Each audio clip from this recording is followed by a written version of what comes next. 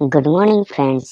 एवे एवे बताकु नहीं आसी बड़ा अपडेट एवं सही अपडेट टी एक्स सीएम नवीन पट्टनायक द्वारा ट्विटर माध्यम उल्लेख कर देशर सरकार तथा बड़ बड़िया लोक को छाड़देले आम सब निरीह तेणु आम क्या सपक्षर नुहे बर आम देशिया ओडिया सबु वर्गर लोक किभली लाभ पाइबे से विषय चिंता करने दरकार। एबे चलतु जानिबा बता ऊपर कौन रही ट्विटर रो पोस्ट माध्यम बीजेपी तार निर्वाचनी घोषणा पत्र भत्ताधिकारी को 3000 तथा 3500 टंका भत्ता प्रदान पाई प्रतिश्रुति देथिला। एथिरे वयस्क भिन्नक्षम विधवा तथा निराश्रय मान सामिल थिले। हेले बजेट रे कह जायछि जे केवल 80 वर्ष बयस अधिक वयस्क एवं 80% अक्षमता थिबा भिन्नक्षम ए वर्धिक भत्ता पाइबे। 4500 कोटी टंकार ऋण नहीं मध्य घोषणा पालन करा जाउ नहीं।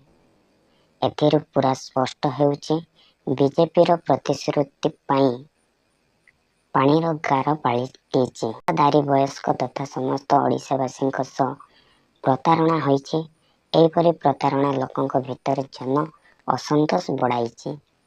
एने 16 अगस्त बीजेडी जन जागरण अभियान आरंभ करने जाउछि।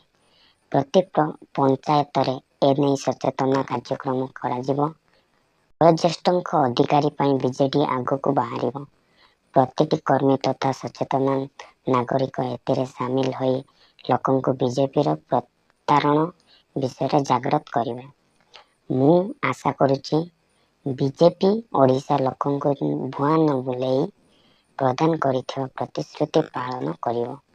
बीजेपी निज प्रतिश्रुति पूरण न करिवा पर्यंत ओडिशावासी निकट में यह पहुंचाइबा पई बीजेडी सर्वदा निजर अभियान जारी रखिबो। एने एक्सएम नवीन पट्टनायक द्वारा ट्विटर माध्यम उल्लेख करा जायछि। सूचना मिली तेबे आपनक मत कौन कमेंट करंतु। वीडियो टी लाइक करंतु। चैनल टी सब्सक्राइब करी घंटी चिन्ह को ऑल रे क्लिक करी दबाई रखंतु। Thank you.